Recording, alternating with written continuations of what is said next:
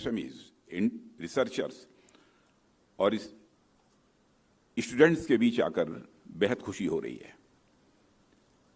और मुझे खुशी इसलिए भी हो रही है कि मैं स्वयं ही विज्ञान का छात्र रहा हूं, फिजिक्स का छात्र रहा हूं।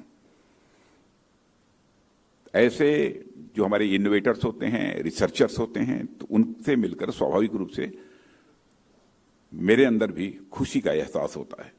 और साथियों, यह खुशी तब और बढ़ जाती है जब आपसे मिलने के साथ साथ, आपसे बातचीत करने के साथ साथ हम इस मंच से डेफ कनेक्ट के 4th एडिशन का शुभारंभ देख रहे हैं।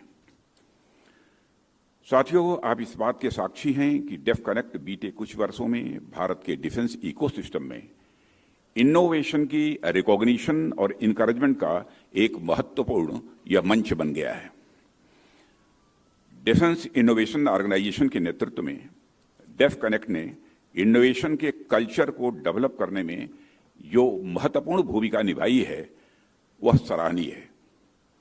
साथियों, आज इस मंच से हमने पिछले आधे 1 घंटे में जिन कार्यक्रमों को देखा है, लगभग 25-30 मिनट के अंदर जिन स्कीम्स को लॉन्च होते देखा है, इन सब के पीछे की कहानी मैं मानता हूं निश्चित रूप से बहुत ही लंबी होगी।